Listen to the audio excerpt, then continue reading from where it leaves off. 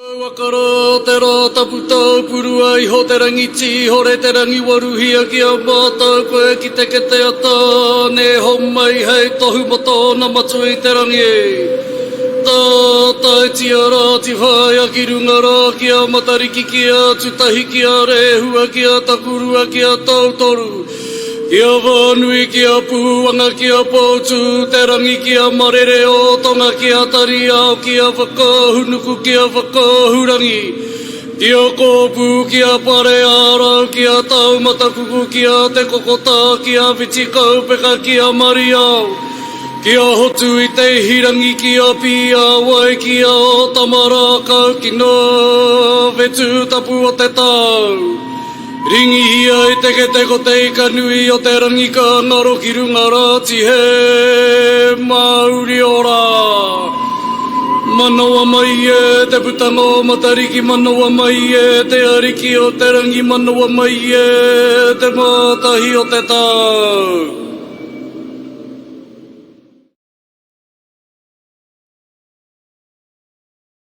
So Matariki is a time of endless possibilities.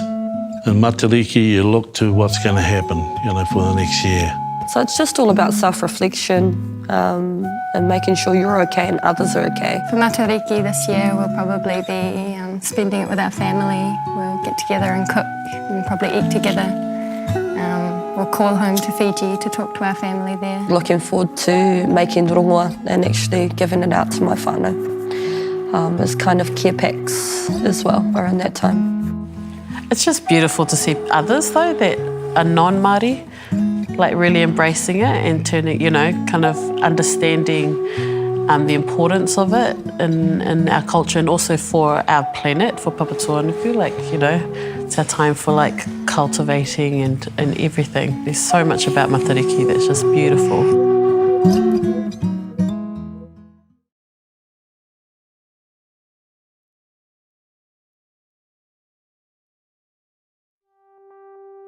Ko Matariki te tohu o te tauhou Māori. Hei wā whakanui i te iwi Māori, te ahurea, te reo me te wairua o rātou kairaro iho i ngā whetū.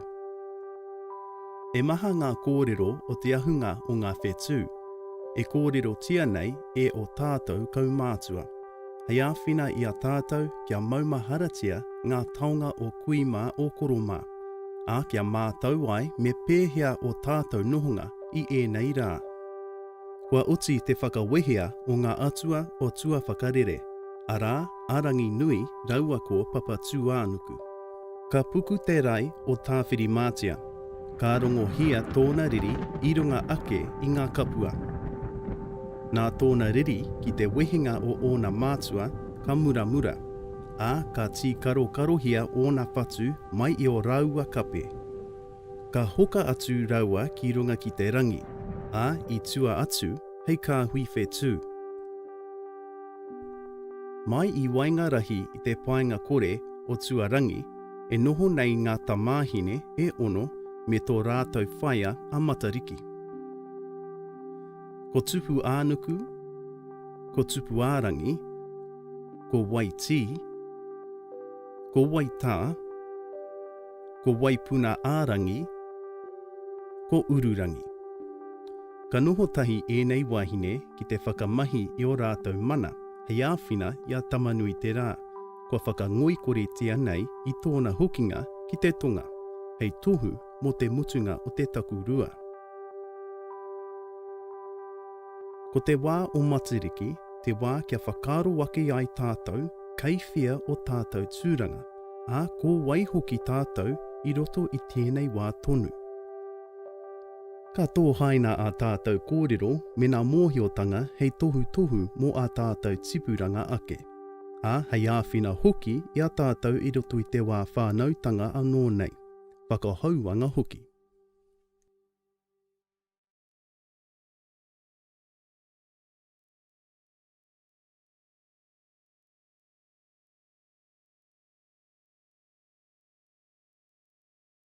The name is Ngā Mata o Te Ariki Tāwhiri Mātea, meaning the eyes of the god Tāwhiri Mātea.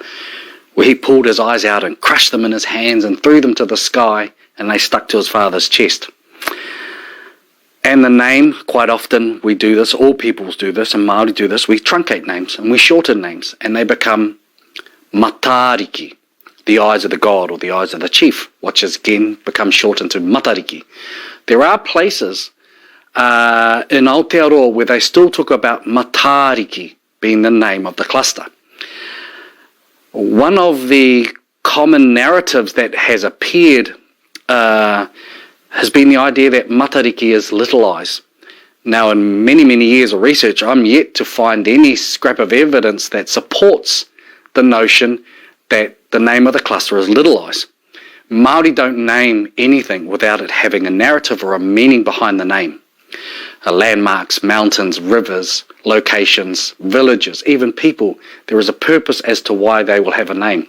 Matariki has no narrative, has no story, and in fact seems to be a translation by a non-Māori, in particular Alston Best, an early New Zealand ethnographer who saw the word and put mata equals eyes, riki equals little, and little eyes became the narrative that we continue to tell today. And I think that's very important to understand where the origins of a narrative come from and who is telling the story.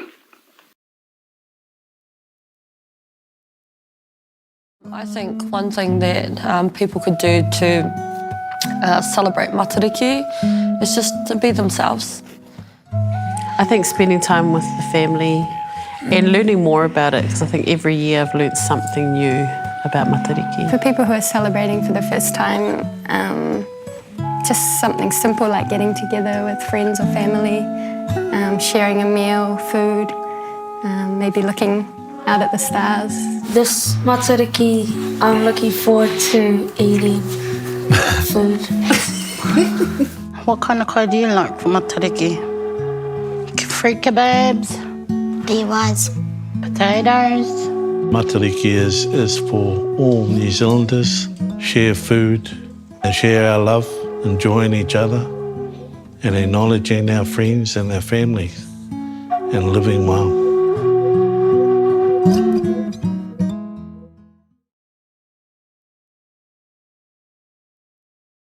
And Matariki is the Pleiades. That's its most common name right throughout the world, is the Pleiades. And it is the world's earliest and best recorded group of stars in the night sky. And this is an image here of a 20,000-year-old cave painting, which is from southern France. And you can see in that cave painting there's a bull, and just above the shoulder of the bull there's a cluster of stars. Now that is the Pleiades. And the other image there is a star disk that's a few thousand years old. It was found in Germany, and it shows the sun, the moon, and those cluster of stars there that are the Pleiades. Now in other parts of the world, here in Asia, we understand in Japan, it is Subaru, the name of the cluster of the Pleiades.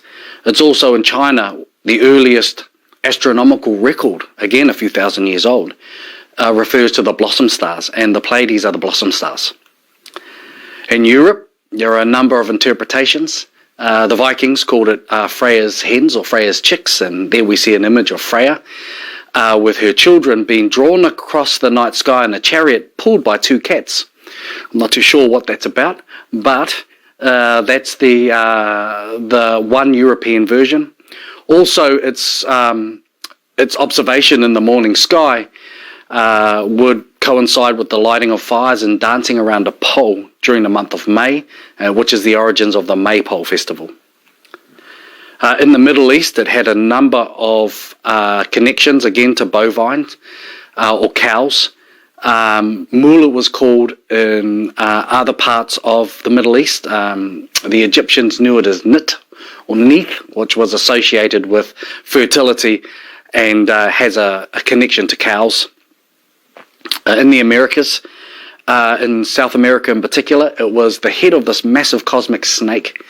And if it appeared bright and spread far apart in the morning sky, it was a sign that you were going to have a very productive season. And it was hard to read and clustered close together in the winter. It was a sign that was going to be a very lean winter, very similar to how Māori view the star cluster. And in Australia, it was 7 women who ran away from 7 men and turned themselves into stars and went into the sky. And the most well-known version of the Pleiades is the Greek version, and they are the 7 daughters of Atlas and Pleione, and that's how we get the phrase the 7 sisters. Now these 7 sisters were beautiful, and Zeus, the ruling god within Greek mythology, wanted to take every one of these daughters as a wife, and they ran away from him and they were turned into a flock of doves and placed in the sky. And one of the early translations of the Pleiades means a flock of doves. But there they are in the night sky, and 20,000 years ago they were pictured above the shoulder of a bull in a cave in southern France, and today the cluster of Pleiades exists within the shoulder of the bull Taurus. So they're still in that position in our modern understanding of the night sky, and in particular our constellations. Now we have a look at this image. It shows how Matariki, or the name for Pleiades, is spread not only throughout Polynesia but also throughout Melanesia and Micronesia, so right across the Pacific, from the Marshall Islands to Easter Island to the Marquesas down here to Aotearoa. They are called Matariki, or a version of Matariki in other islands. Matali'i, Matariki, Mataliki, Matari. There are a number of names associated with this cluster right across this expanse of ocean.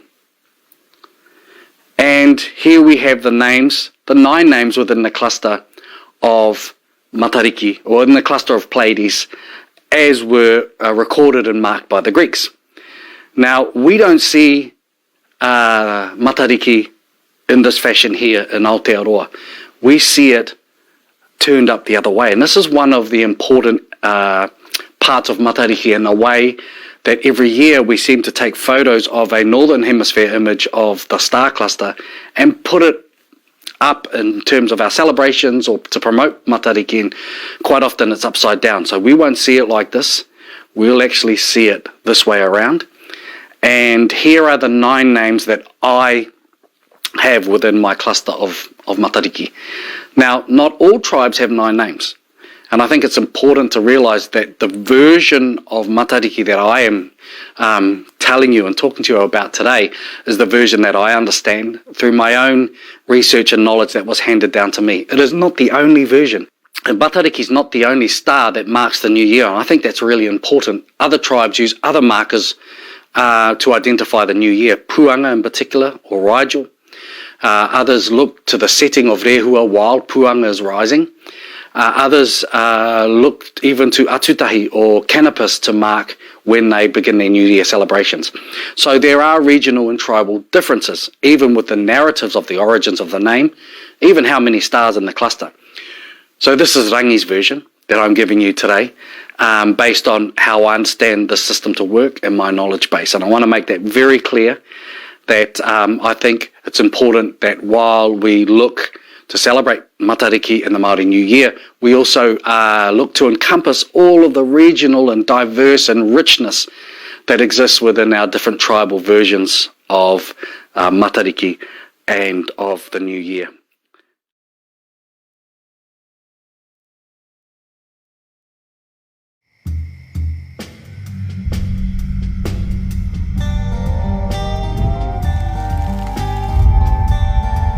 Mōhi o te Māori, ka maiangi tōmua te whetū I iara. Nō reira, ka rereke haere te maiangi mai o tēnā whetū, o tēnā whetū, o te tau ki te rangi. Ko ngā whetū ka kitea I te raumati, ka rereke I ngā whetū ka kitea I te takurua.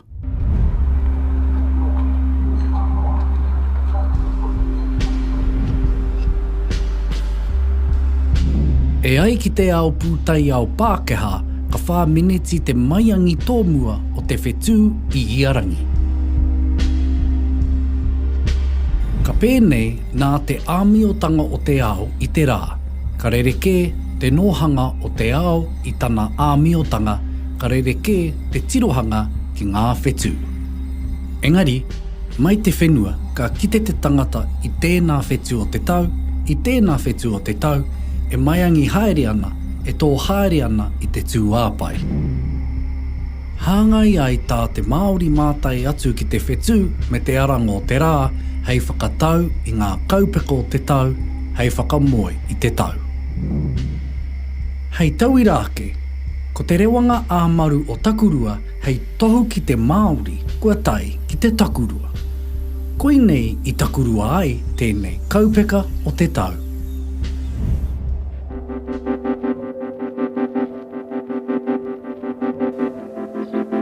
Ko tau āhua nō rā i te rewanga āmaru o rehua i te ata hāpara, hei tohu i te raumati. Ko te nōhanga o ngā whetū me te rā, hei tohu i ngā kaupeka o te tau. Ka tohu i te tīmatanga me te hurumutunga o te hauhake kai.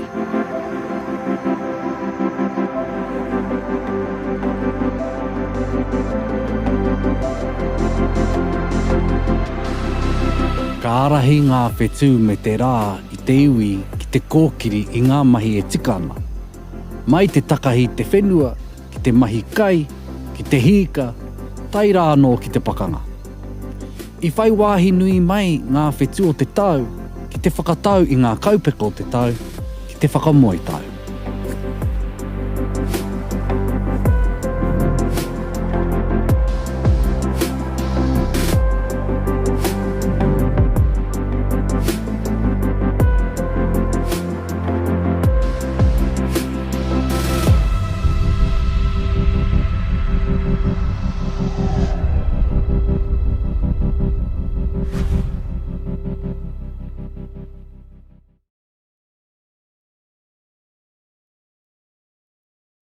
So this image is an image of the cluster.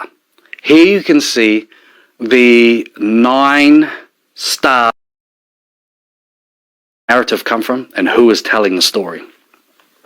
So this image is an image of the cluster. Why they will have a name. Matariki has no narrative, has no story,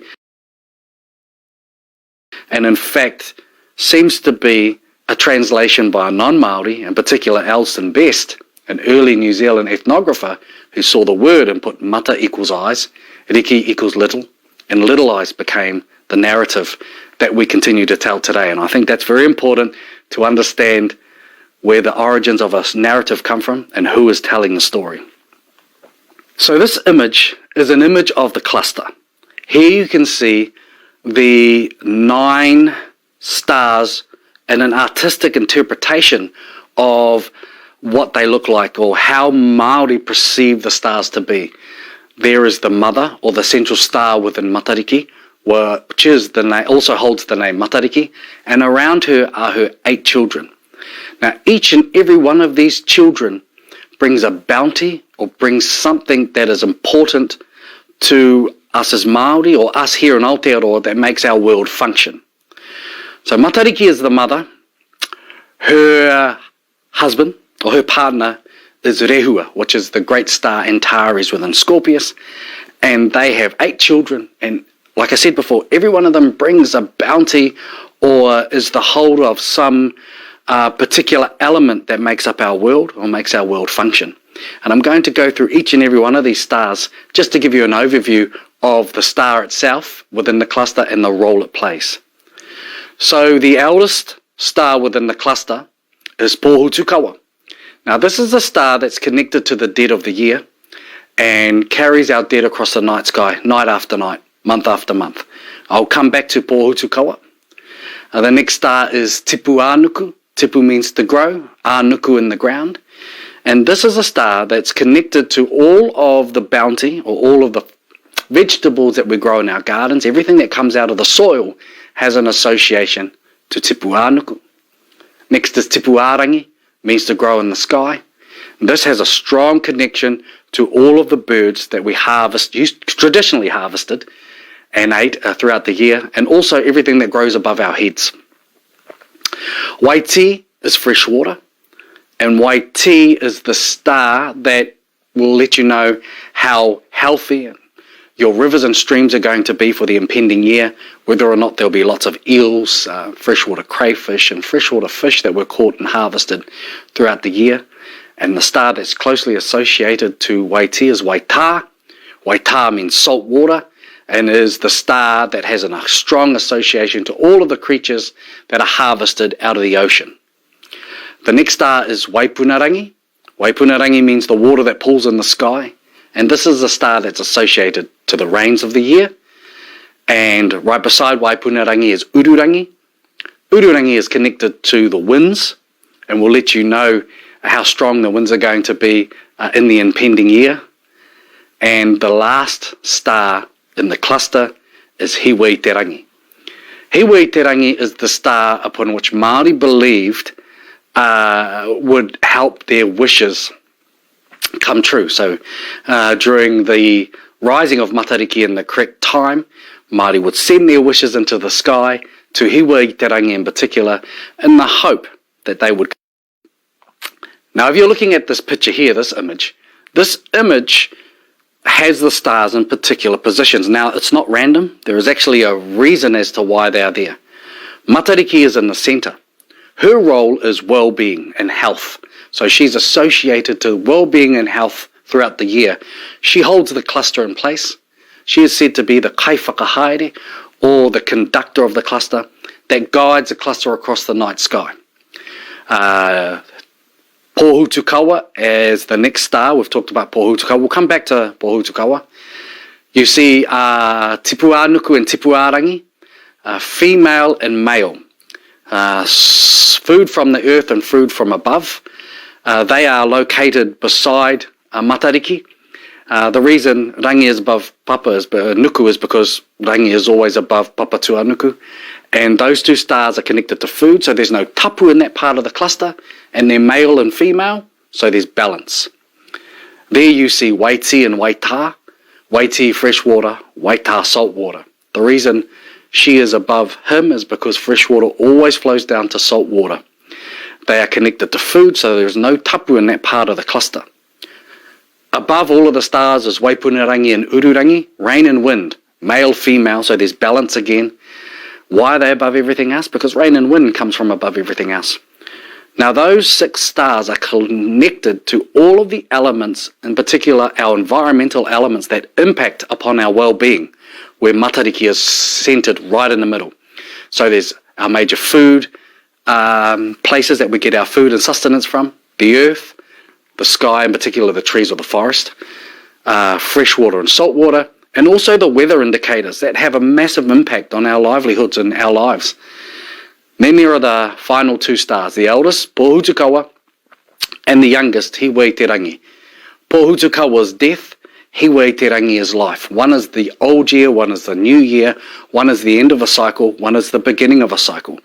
So this whole cluster is in fact a framework or a structure upon which the Māori life and the whole yearly cycle was built.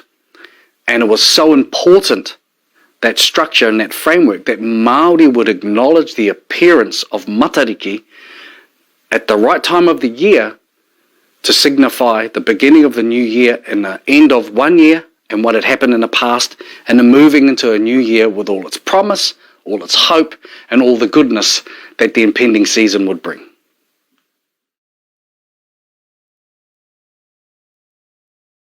Matariki is for everybody. The stars of Matariki are seen all around the world. I think for me, Matariki is really important to sort of acknowledge those who passed on. Matariki is a nice opportunity to reflect on how many changes have happened over that year and what we're grateful for. Something that I look forward to with Matariki is just celebrating with my family, because we lost our mother and our sister over the lockdown period. So yeah, just coming together as one and celebrating their lives. Looking back over the last year or so, it's okay to feel, sad sometimes. It's okay to feel down sometimes. But it doesn't have to last forever. Life is good, and make it what we want to make it.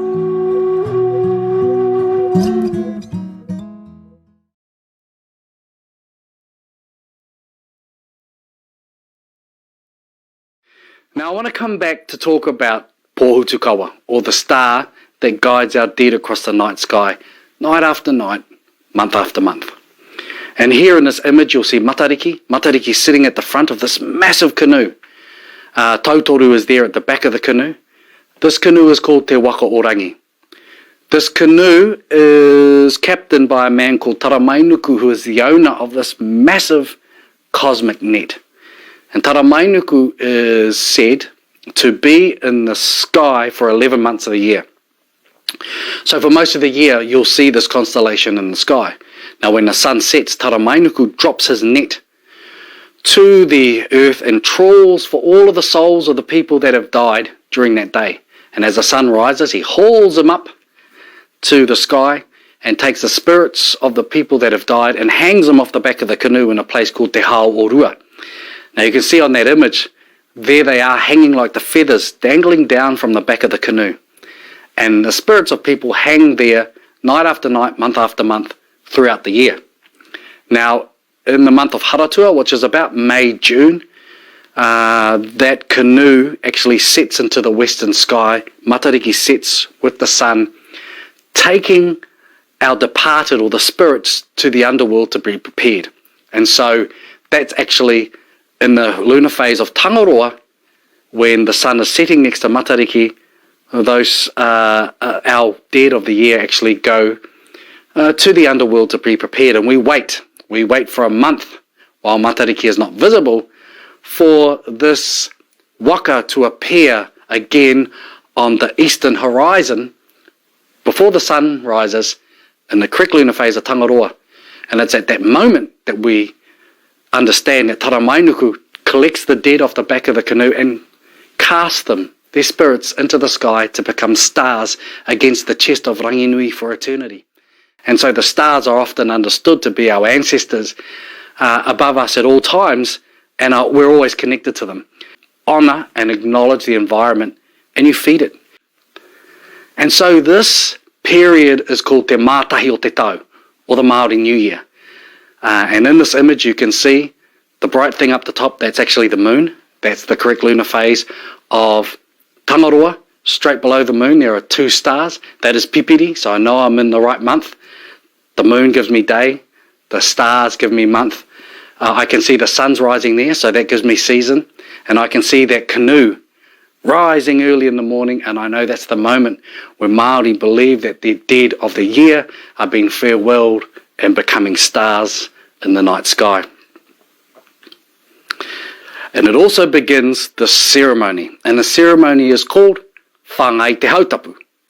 Now a hautapu is a particular food source that Māori traditionally fed to their deity. And in the time of Matariki, what they would do is they would go out to the environment and collect food that are associated to the different stars in the cluster of Matariki. So they would get a kumara from the gardens for tipu anuku, and they would catch a bird for tipu arangi, for the forest and for the trees. They would catch an eel or a freshwater fish for waiti, and they would go to the ocean and get mussels or pepes or a fish for waita. And they would climb up on top of a hill and they would make a ground oven or an earth oven, heat the stones and put the food into the ground oven and cover it up. Then when Matariki was in the correct phase, the moon's in the correct phase, during that Matariki period, as we just showed you, when it was rising, the canoe's rising, they would start a series of incantations or karakia. Now they would karakia to Pōhutukawa, to the dead of the year. They would call out the names of the dead of the year, and they would farewell the dead to become stars in the sky. They would also read Matariki, and by the way it appears, if it's bright and spread far apart, it's a sign that you're going to have a good year. If it's close together, it means it's going to be not as productive. But if the different stars of Matariki appeared, like tipu anuku might be really bright, you know it's going to be a great year for planting your gardens. But waita might not be as bright, so you know that the fish in the ocean might not be as good as they were in previous seasons. So they would look for these signs and indicators of the impending season. Then the last thing of the ceremony is they take the top off the oven and the steam rises into the sky to feed Matariki. And that That happens because it's a symbolic feeding of Matariki. You're taking food and giving back to the environment. You're saying, thank you, fresh water, for all that you've given me this year. Thank you, salt water, for all that you've given me this year. Thank you to the earth, and thank you to the forest, thank you to the trees.